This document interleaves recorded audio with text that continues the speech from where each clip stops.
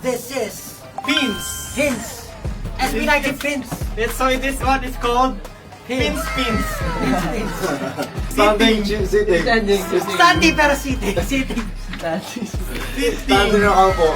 And you know how to play this one? Yeah. That's Pogs.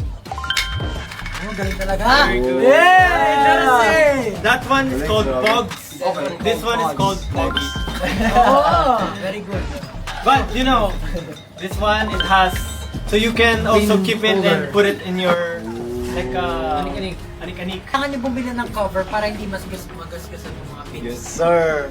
Right. That's right. So, ito yung last set of merch na meron kami. Pero mabibili nyo lang siya sa simula at wakas World Tour Tokyo!